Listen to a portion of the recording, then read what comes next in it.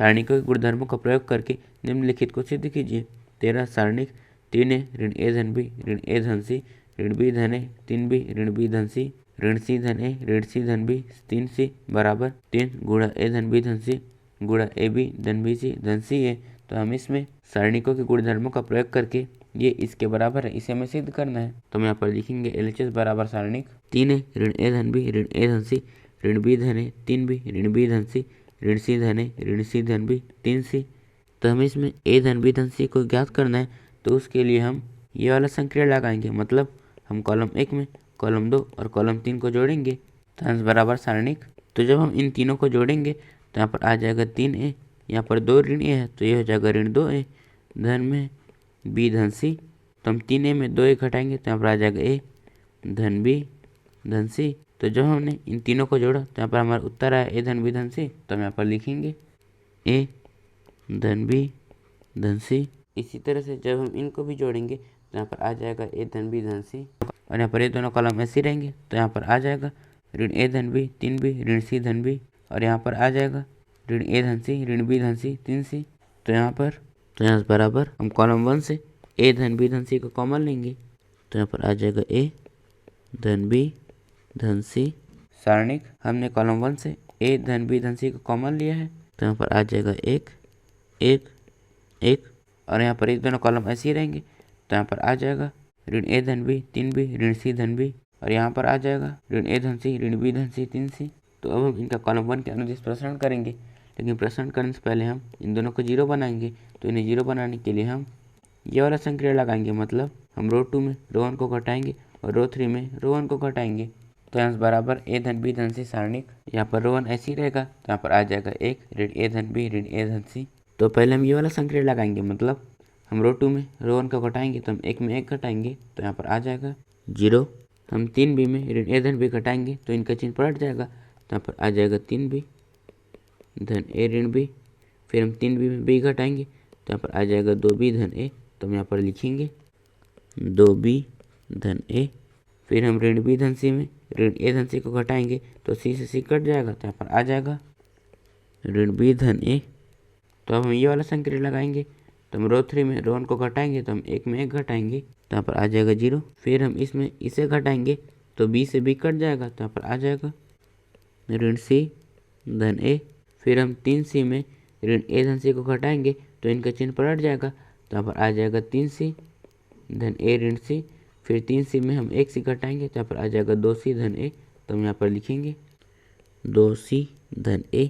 तो अब हम इसका कॉलम 1 के अनुदिश प्रसारण करेंगे। तो यहाँ से बराबर a धन b धन c, यहाँ पर 0 0 है इसीलिए इनके अनुदिश प्रसारण नहीं होगा, केवल एक के अनुदिश प्रसारण होगा। तो ये और ये कट जाएगा तो इसका इसमें गुणा और इसका इसमें गुणा करेंगे तो यहाँ पर 1 2c धन a का गुणा 2b धन a में ऋण ऋण c धन a का गुणा ऋण b धन a में। तो बराबर a धन b धन c। हम इसका इसमें गुणा करेंगे तो पहले हम इसका इसमें गुणा करेंगे तो यहाँ पर आ जाएगा 4 bc धन 2 ac। फिर a का इसमें गुणा तो यहाँ पर आ जाएगा धन 2 ab धन a का वर्ग। तो यहाँ से ऋण हम इन दोनों का गुणा करेंगे तो पहले हम ऋण c का इसमें गुणा करेंगे तो यहाँ पर आ जाएगा bc ऋण ac। फिर हम a का इसमें गुणा करेंगे तो यहाँ पर आ जाएगा ऋण ab धन a का वर्ग। तो बराबर a धन b धन c, यहाँ पर आ जाएगा 4 bc धन 2 ac धन 2 ab धन a का वर्ग। तो हम ऋण का इसमें गुणा करेंगे तो यहाँ पर आ जाएगा ऋण bc धन ac धन ab ऋण a का वर्ग। तो इससे ये कट जाएगा तो बराबर a धन b धन c। हम 2 ab में ab जोड़ेंगे तो यहाँ पर आ जाएगा 3 ab धन हम 4 bc में 1 bc घटाएंगे तो यहाँ पर आ जाएगा 3 bc। फिर हम 2 ac में 1 ac जोड़ेंगे तो यहाँ पर आ जाएगा धन 3 ac। तो बराबर हम इसमें से 3 कॉमन लेंगे तो यहाँ पर आ जाएगा 3 गुणा a धन b धन c। हमने इसमें से 3 कॉमन लिया है तो यहाँ पर आ जाएगा ab धन bc धन हम ac को इस तरह भी लिख सकते हैं ca बराबर RHS। तो यहाँ पर हमने LHS बराबर RHS सिद्ध कर दिया है। सारणिक के गुणधर्मों का प्रयोग करके निम्नलिखित प्रश्नों को सिद्ध कीजिए। 14 सारणिक 1 1 धन P 1 धन P धन Q 2 3 धन 2 P 4 धन 3 P धन 2 Q 3 6 धन 3 P 10 धन 6 P धन 3 Q बराबर 1। तो हमें इसमें सारणिक के गुणधर्मों का प्रयोग करके ये इसके बराबर है, इसे हमें सिद्ध करना है। तो हम यहाँ पर लिखेंगे LHS बराबर सारणिक 1 1 धन P 1 धन P धन Q 2 3 धन 2 P 4 धन 3 P धन 2 Q 3 6 धन 3 P 10 धन 6 P धन 3 Q। तो अब हम ये वाला संक्रिया लगाएंगे। तो यहाँ पर इसका मतलब है कि पहले हम रो 1 में 2 का गुणा करेंगे, फिर उसे रो 2 में घटाएंगे। और यहाँ पर इसका मतलब है कि पहले हम रो 1 में 3 का गुणा करेंगे, फिर उसे रो 3 में घटाएंगे। तो यहाँ पर लिखेंगे बराबर सारणिक। यहाँ पर रो 1 ऐसे ही रहेगा, तो यहाँ पर आ जाएगा 1 1 धन P 1 धन P धन Q। तो पहले हम ये वाला संक्रिया लगाएंगे। तो हम इसमें 2 का गुणा करेंगे, तो यहाँ पर आ जाएगा 2, फिर हम 2 में 2 घटाएंगे, तो यहाँ पर आ जाएगा 0। तो हम इसमें 2 का गुणा करके 3 धन 2 P में घटाएंगे, तो यहाँ पर आ जाएगा 3 धन 2 P। और जब हम इसमें 2 का गुणा करके इसमें घटाएंगे, तो यहाँ पर आ जाएगा ऋण 2 P। ये और ये कट जाएगा, फिर 3 में 2 घटाएंगे, तो यहाँ पर आ जाएगा 1। इसी तरह से यहाँ पर है 4 धन 3 P धन 2 Q। तो अब इसमें भी 2 का गुणा करके इसमें घटाएंगे, तो यहाँ पर आ जाएगा ऋण 2 P ऋण 2 Q। ये और ये कट जाएगा, हम 4 में 2 घटाएंगे, तो यहाँ पर आ जाएगा 2। हम 3 P में 2 P घटाएंगे, तो यहाँ पर आ जाएगा धन P। अब हम ये वाला संक्रिया लगाएंगे, मतलब हम इसमें 3 का गुणा करके इसमें घटाएंगे। तो जब हम इसमें 3 का गुणा करेंगे, तो यहाँ पर आ जाएगा 3, फिर हम 3 में 3 घटाएंगे, तो यहाँ पर आ जाएगा 0। इस तरह से 6 धन 3 P। तो हम इसमें 3 का गुणा करके इसमें घटाएंगे, तो यहाँ पर आ जाएगा ऋण 3 P। फिर ये और ये कट जाएगा, तो हम 6 में 3 घटाएंगे, तो यहाँ पर आ जाएगा 3।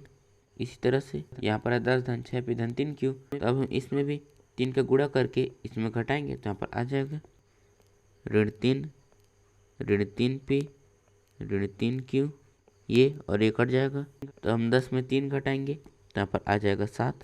फिर हम 6 P में 3 P घटाएंगे, तो यहाँ पर आ जाएगा धन 3 P।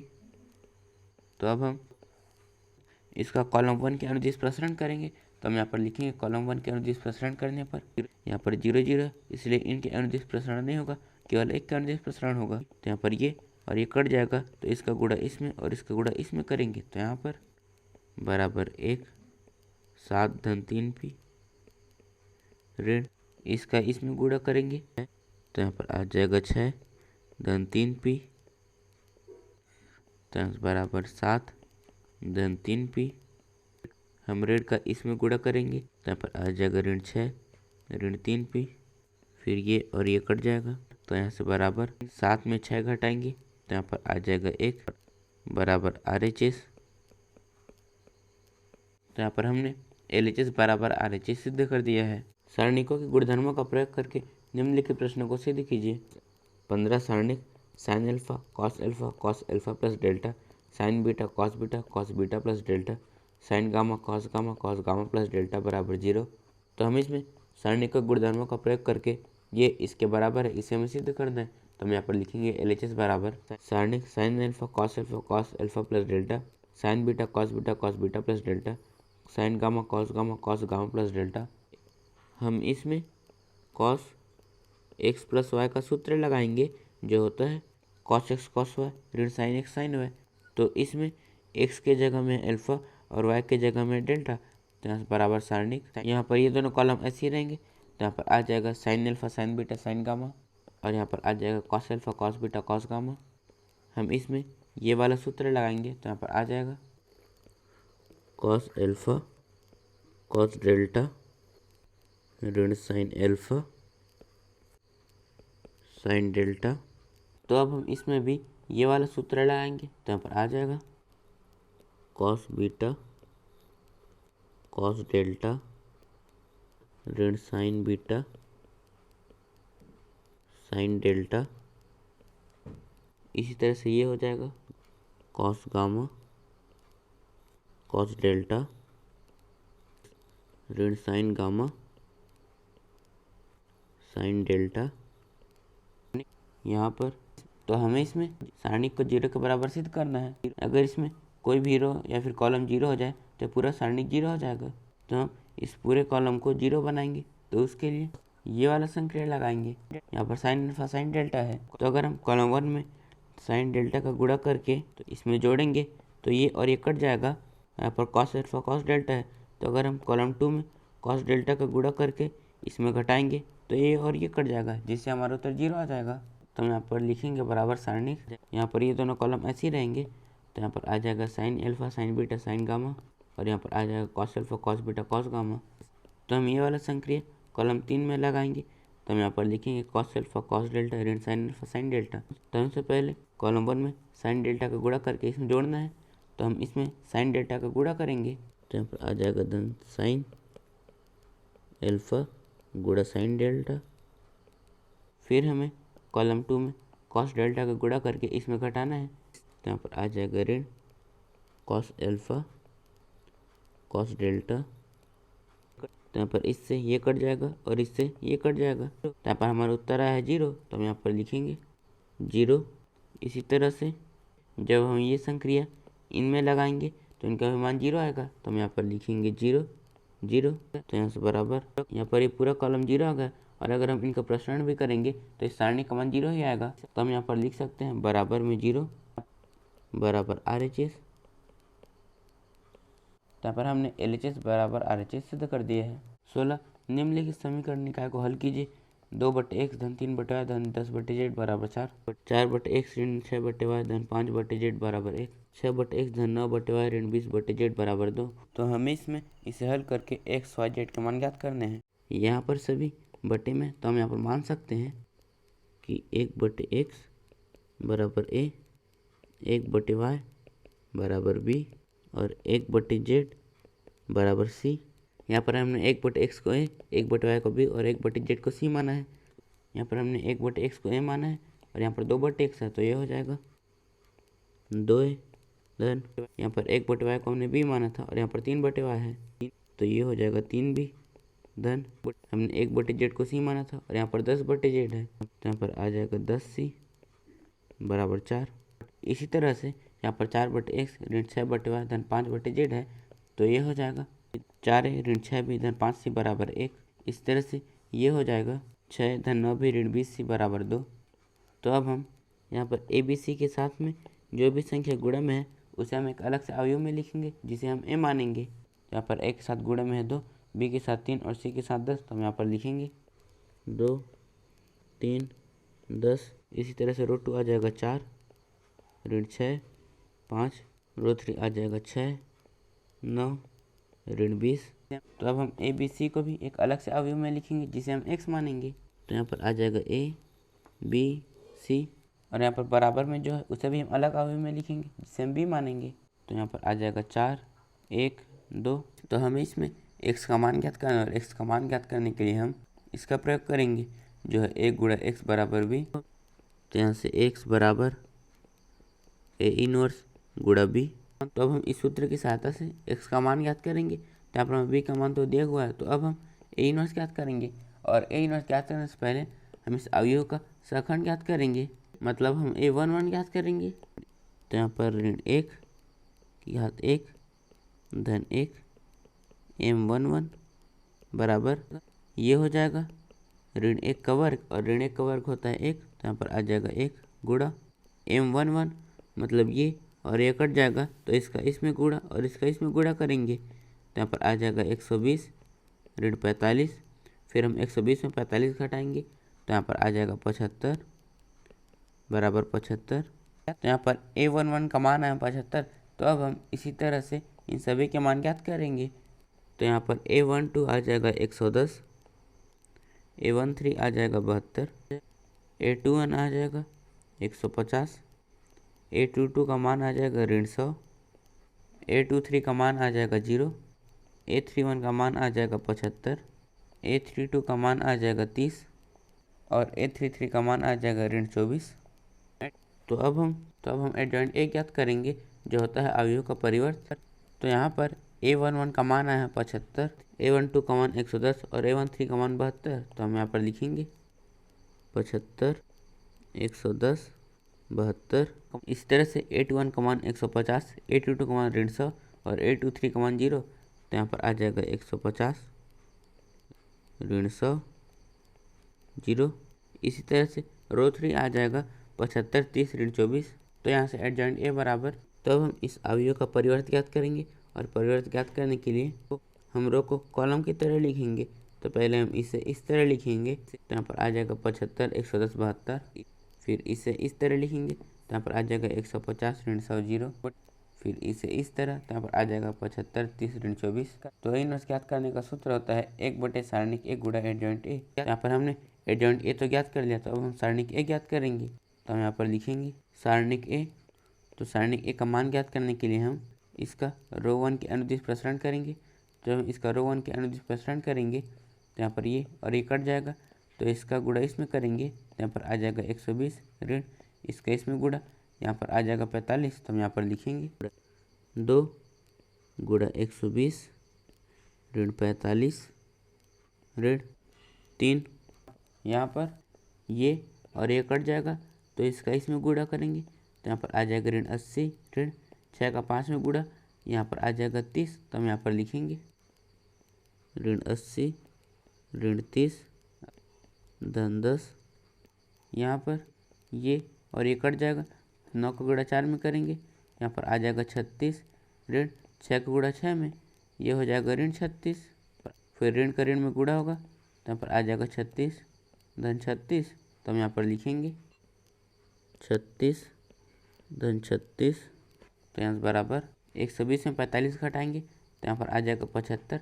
फिर हम 75 में 2 का गुणा करेंगे, तो यहाँ पर आ जाएगा 150। ये हो जाएगा ऋण 110। फिर ऋण 110 में हम ऋण 3 का गुणा करेंगे, तो यहाँ पर आ जाएगा धन 330 धन। हम इसे जोड़ेंगे, तो यहाँ पर आ जाएगा 72। फिर हम 72 का गुणा 10 में करेंगे, तो यहाँ पर आ जाएगा 720।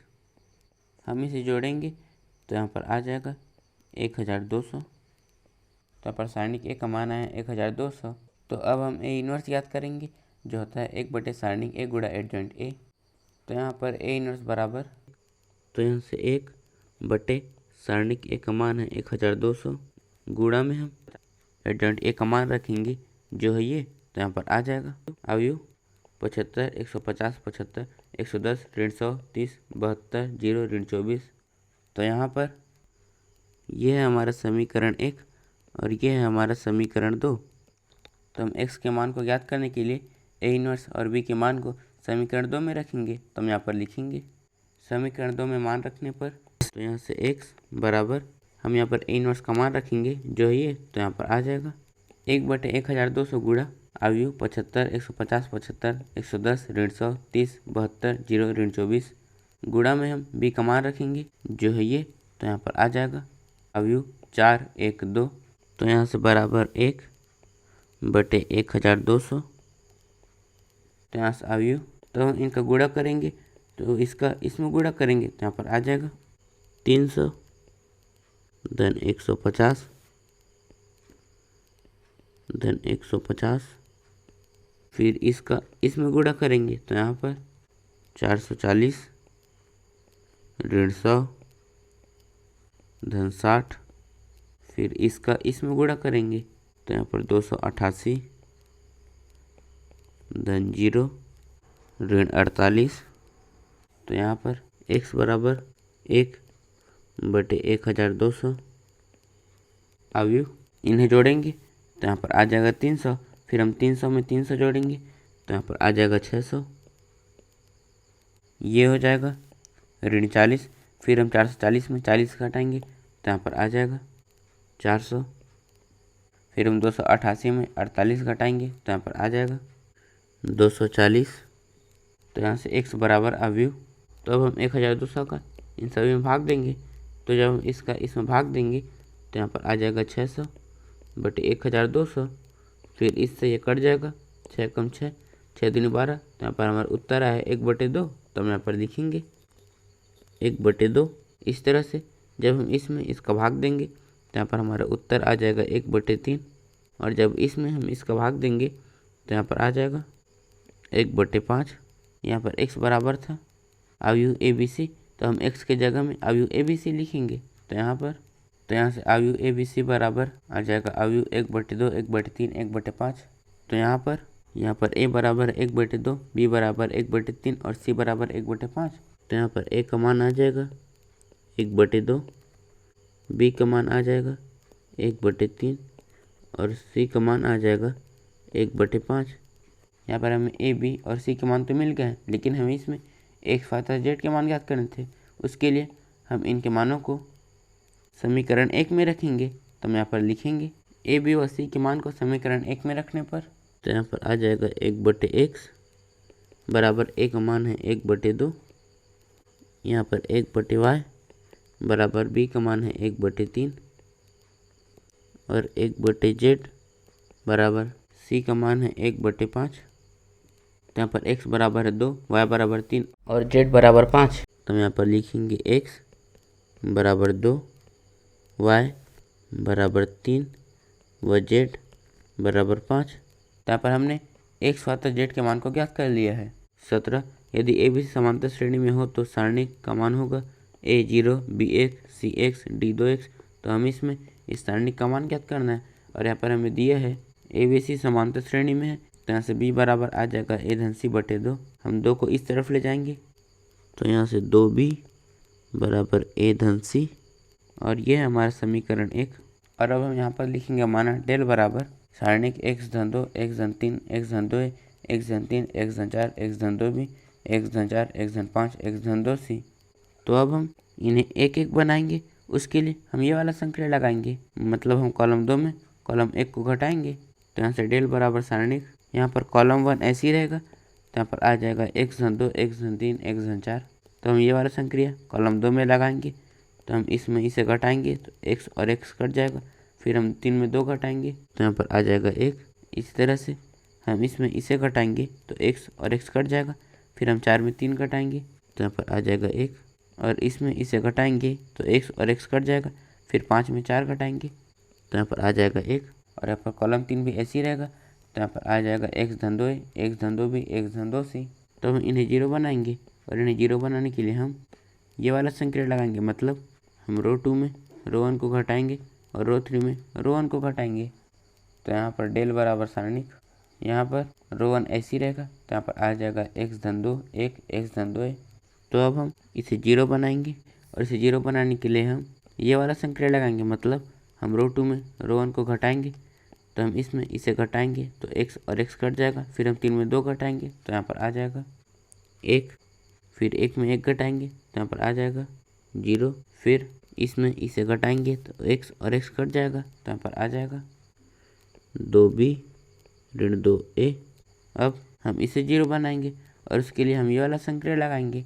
तो हम रो 3 में रो 1 को घटाएंगे, तो हम इसमें इसे घटाएंगे तो ये और ये कट जाएगा। फिर हम 4 में 2 घटाएंगे तो यहाँ पर आ जाएगा 2। फिर हम 1 में 1 घटाएंगे तो यहाँ पर आ जाएगा 0। फिर हम इसमें इसे घटाएंगे तो x और x कट जाएगा, तो यहाँ पर आ जाएगा 2c ऋण 2a। तब हम इसका कॉलम 2 के अनुदिश प्रसारण करेंगे। तो हम यहाँ पर लिखेंगे कॉलम 2 के अनुदिश प्रसारण करने पर, तो यहाँ से डेल बराबर, यहाँ पर 0 0 है इसीलिए इनके अनुदिश प्रसारण नहीं होगा, केवल एक के अनुदिश प्रसारण होगा। तो ये और ये कट जाएगा, तो इसका इसमें गुणा और इसका इसमें गुणा करेंगे और यहाँ पर एक विषम स्थान में है, तो यहाँ पर आ जाएगा ऋण 1, 2c ऋण 2a ऋण 2, 2b ऋण 2a। तो यहाँ से डेल बराबर ऋण 1, 2c ऋण 2a। हम ऋण 2 का इसमें गुणा करेंगे तो यहाँ पर ऋण 4b धन 4a। तो यहाँ से डेल बराबर ऋण 1, यहाँ पर आ जाएगा ऋण 4b। फिर हम 4a में 2a घटाएंगे तो यहाँ पर आ जाएगा 2a धन 2c। तो यहाँ से डेल बराबर हम ऋण 1 का इसमें गुणा करेंगे तो यहाँ पर आ जाएगा 4b ऋण 2a ऋण 2c। तो यहाँ से डेल बराबर हम इसमें से 2 कॉमन लेंगे तो यहाँ पर आ जाएगा 2, 2b ऋण a ऋण c। तो यहाँ से डेल बराबर 2। हम यहाँ पर 2b का मान रखेंगे जो है a धन c। तो हम यहाँ पर लिखेंगे a धन c ऋण a ऋण c और यहाँ पर 2b का मान है समीकरण 1 से और यहाँ पर ये इससे और ये इससे कट जाएगा, तो यहाँ से डेल बराबर, यहाँ पर इसका मान आ गया 0, फिर हम 0 को गुणा 2 में करेंगे तो यहाँ पर आ जाएगा 0। यहाँ पर सारणी का मान आ गया 0, तो हमारा सही उत्तर है ए। 18 यदि x y z शून्येतर वास्तविक संख्या हो तो अवयव एक का व्युत्क्रम है। तो हमें इसमें बताना है कि इनमें से कौन सा अवयव एक का व्युत्क्रम है, मतलब हमें इसमें अवयव एक का इन्वर्स ज्ञात करना है।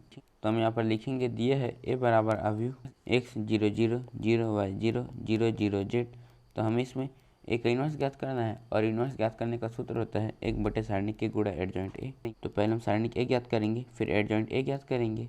तो हम यहाँ पर लिखेंगे तथा सारणी ए बराबर, तो सारणी ए का मान ज्ञात करने के लिए हम इसका रो 1 के अनुदिश प्रसारण करेंगे। तो यहाँ पर 0 0 है, इसलिए इनके अनुदिश प्रसारण नहीं होगा, केवल x के अनुदिश प्रसारण होगा। तो यहाँ पर x ये और ये कट जाएगा, तो इसका इसमें गुणा, फिर इसका इसमें गुणा, तो यहाँ पर आ जाएगा वाई जेड ऋण 0, ये हो जाएगा वाई जेड, फिर हम वाई जेड का गुणा x में करेंगे तो यहाँ पर आ जाएगा x वाई जेड। तो अब हम एडजॉइंट ए ज्ञात करेंगे, लेकिन एडजॉइंट ए ज्ञात करने से पहले हम अवयव ए का सहखंड ज्ञात करेंगे, मतलब हम a11 ज्ञात करेंगे। तो यहाँ पर ऋण 1 की घात 1 धन 1 m11 बराबर, ये हो जाएगा ऋण 1 का वर्ग और ऋण 1 का वर्ग होता है 1, तो यहाँ पर आ जाएगा 1 गुणा m11, मतलब ये और ये कट जाएगा, तो इसका इसमें गुणा और इसका इसमें गुणा करेंगे तो यहाँ पर आ जाएगा वाई जेड ऋण 0, फिर हम वाई जेड में 0 घटाएंगे तो यहाँ पर आ जाएगा वाई जेड बराबर वाई जेड। तो यहाँ पर a11 का मान है वाई जेड, तब हम इसी तरह से इन सभी के मान ज्ञात करेंगे। तो यहाँ पर a12 आ जाएगा 0, a13 0, a21 0 और a22 आ जाएगा x Z, a23 0, a31 0, a32 0 और a33 आ जाएगा एक्स वाई। तो अब हम एडजॉइंट ए ज्ञात करेंगे जो होता है अवयव का परिवर्त। तो यहाँ पर a11 है वाई जेड, a12 0 और a13 0, तो हम यहाँ पर लिखेंगे वाई जेड 0 0, यहाँ पर a21 0, a22 x Z, a23 0, तो यहाँ पर आ जाएगा 0 एक्स जेड 0, यहाँ पर a31 0, a32 0, a33 x Y, तो यहाँ पर आ जाएगा 0 0 एक्स वाई। तरह से एडजॉइंट ए बराबर अवयव। तो हम इसका परिवर्त ज्ञात करेंगे और परिवर्त ज्ञात करने के लिए हम रो को कॉलम की तरह लिखेंगे। तो पहले हम इसे इस तरह लिखेंगे तो यहाँ पर आ जाएगा वाई जेड 0 0, फिर हम इसे इस तरह लिखेंगे तो यहाँ पर आ जाएगा 0 एक्स जेड 0, फिर इसे इस तरह तो यहाँ पर 0 0 एक्स वाई। तो अब हम ए इनवर्स ज्ञात करेंगे जो होता है 1 सारणिक ए गुणा एडजॉइंट ए। तो यहाँ से बराबर 1 सारणिक ए का मान है एक्स वाई जेड, तो हम यहाँ पर लिखेंगे एक्स वाई जेड, गुणा में हम एडजॉइंट ए का मान रखेंगे जो है ये, तो यहाँ पर आ जाएगा अवयव Y Z 0 0 0 X Z 0 0 0 X Y. तो यहाँ पर ए इनवर्स बराबर अवयव हम एक्स वाई जेड का इनमें भाग देंगे, तो जब हम इसका इसमें भाग देंगे तो वाई जेड और वाई जेड कट जाएगा, तो हमारा बचा है 1/x, तो हम यहाँ पर लिखेंगे 1/x, फिर हम इनका 0 में भाग देंगे तो यहाँ पर आ जाएगा 0 0, फिर हम इसका इसमें भाग देंगे तो यहाँ पर आ जाएगा 0, फिर हम इसका इसमें भाग देंगे तो एक्स जेड और एक्स जेड कट जाएगा, तो यहाँ पर बचा है 1/y, तो यहाँ पर आ जाएगा 1/y, फिर इसका हम इसमें और इसमें भाग देंगे तो यहाँ पर आ जाएगा 0 0 0, फिर हम इसका इसमें भाग देंगे तो एक्स वाई और एक्स वाई कट जाएगा, तो यहाँ पर बचा है 1/z, तो हम यहाँ पर लिखेंगे 1/z। तो यहाँ से ए इनवर्स बराबर अवयव हम x को ऊपर ले जाएंगे तो यहाँ पर आ जाएगा x इनवर्स, यहाँ पर 0 0 0, फिर हम इसे भी ऊपर ले जाएंगे और इसे भी ऊपर ले जाएंगे तो यहाँ पर आ जाएगा y इनवर्स 0 0 0 z इनवर्स। यहाँ पर ए इनवर्स का मान आया है अवयव x inverse 0 0 0 y inverse 0 0 0 z inverse. तो यहाँ पर हमारा सही उत्तर है ए।